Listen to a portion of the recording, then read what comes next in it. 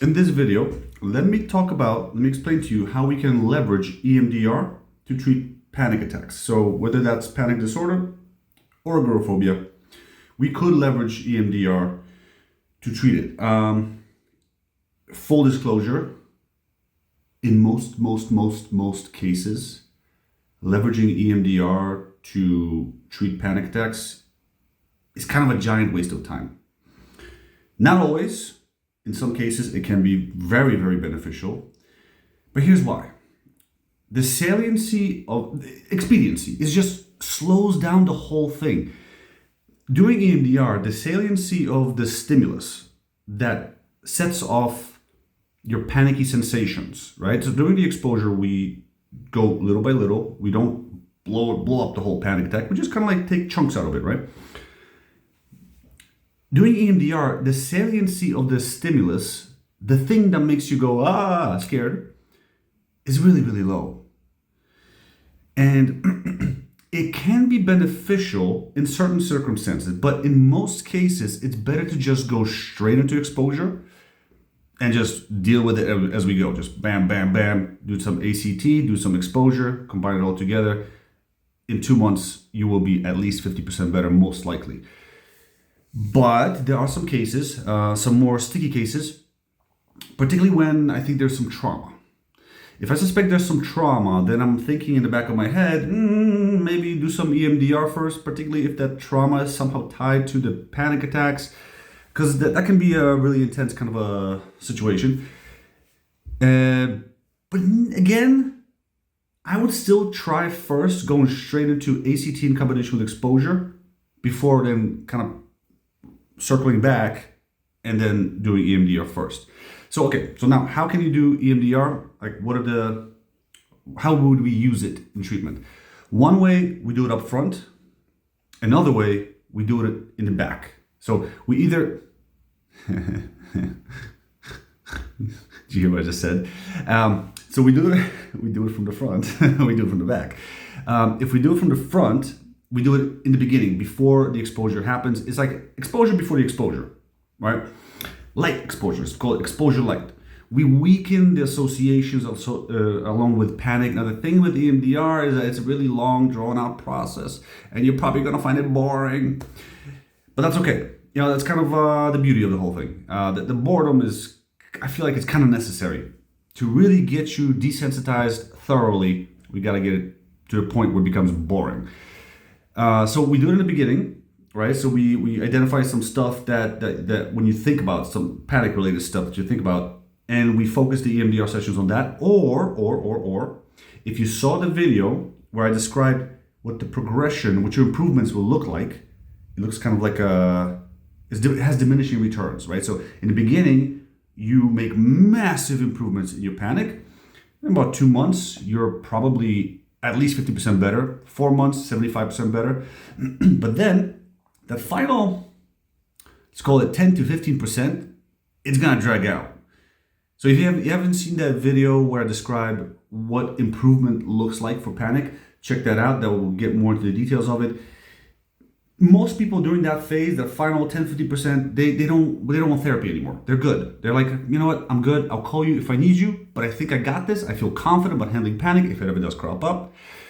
But the issue with that final piece is that it can take about a year before you finally eliminate it totally. There are no more hidden triggers, right? So we could leverage EMDR at that point. So we do the basic exposure, ACT in combination with exposure, boom, boom, boom. We're done. We've run out of things to set off. Now we're going to turn towards EMDR and we're going to dig through your memory for recollections of panic experiences that were really intense. That when you think about them today, you still get some level of reaction. It doesn't have to be a huge reaction. It could be literally 1 out of 10 reaction. There'll probably be some bigger ones, but it could be as little as 1 out of 10, and that's what we're going to work on. We're going to squish it even more.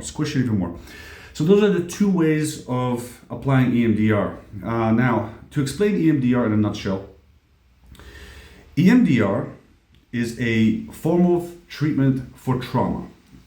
It applies both to trauma and loss, right? The difference between trauma and loss is that trauma, there's a fight or flight response activated during the triggering of the trauma memory. And loss, there isn't that fight or flight response, right? So that's the main difference.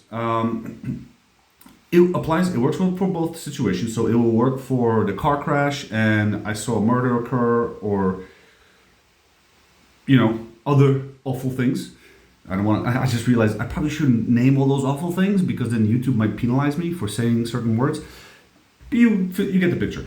And then for losses, like I lost my boyfriend, I lost my girlfriend, somebody passed away, sad stuff, my dog passed. It works for that stuff too, right? It's a wonderful, wonderful theory. I 100% recommend it if you are facing any kind of losses. So it's an exposure therapy. It utilizes this concept called dual focus. It's kind of like, the whole point of dual focus is distraction, right? So imagine you are scared of, let's just say you're scared of this pen, right? Okay, you're just scared of this, just for simplicity. You are scared of this pen, or when you see this pen, you remember some horrific scene when somebody jabbed you in the eye with it, okay? So dual focus is about paying attention to the pen, letting whatever thoughts come up, processing them on your own. So by the way, the cool thing about EMDR is you don't have to tell me diddly squat. You don't actually have to tell me the backstory. So it's wonderful when someone has been violated, if you know what I mean. You keep the details to yourself. All I care about really is where you are in your response, in your response to the memory. And so you focus on the stimulus that's setting off your emotional responses to the trauma or whatever it is, loss, while simultaneously, so actually I shouldn't have used the pen, because I always use the pen for the desensitization component, while simultaneously tracking with your eyes as I move my hand or pen or whatever across the screen at about this rate.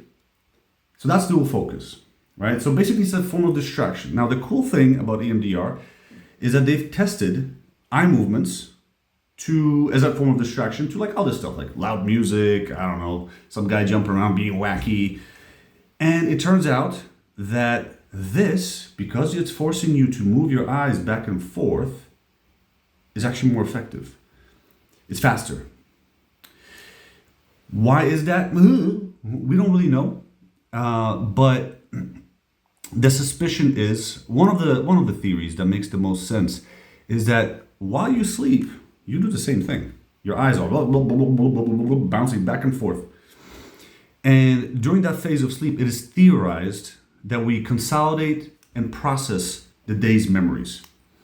So by doing this, we are activating that neural pathway, and it helps you process your emotional memories faster. As far as how this was found out, this was a lady, Shapiro. Forget her first name, but Shapiro's last name.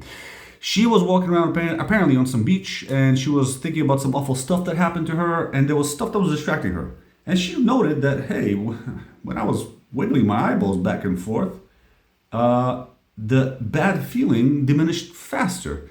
And then she started studying it, and a whole bunch of studies came out afterwards, and EMDR is the gold standard now for trauma treatment. It is the best treatment modality for trauma and loss. You get the most bang for your buck. Per minute spent in therapy, you get more stuff done than any other modality that's out there right now. So that's the basic premise, right? So we trigger the memory, we identify a memory, we set it off by having you focus on it, then we have you do a bunch of these, then I check in with you, what came up for you. You can tell me details, you can just tell me headlines. I don't have to know the details. I just have to kind of know more or less whether stuff is changing for you. That's really what I'm paying attention to. Is stuff still changing for you? Because the moment it stops changing, it's time for me to check in to see if perhaps your response dropped. And we do this until your response drops all the way to 0. It's flat. And once we get to like a rating of 2 out of 10, 1 out of 10, right? So when you think of something awful and you kind of rate it on intensity, you tell me that it's a 2 out of 10, 1 out of 10, that's when it's going to get really boring for you, because you're going to start getting distracted, because you're like, well, why do we have to think about this? It's done. It's whatever. If it's a tiny little reaction, I don't care about it. We have to get it down to the 0.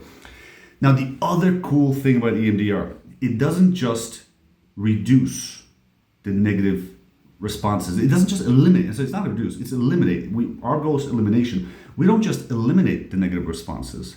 The cool thing we do is we replace them with positive ones.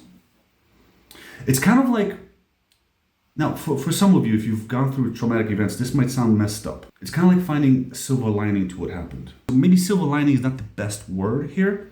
Information about themselves that runs counter to what that trauma taught them about themselves. So for example, during a traumatic event, you might have learned, let's say early on something happened where, I don't know, you got abused or something, right? Something sad and terrible. And you took away from that this message that you are helpless. Well, the positive kind of association that we then try to plant on that memory is that you are not helpless. And we spend time doing the same thing, strengthening that belief until it's maxed out. So that's the EMDR. That's what EMDR looks like, more or less. There's a lot goes into it because the training is quite extensive to get this stuff done, taught, but it's very effective. Anyways, that is how also we would apply it to panic attacks. Hope you found this interesting and helpful. I'll see you in the next one.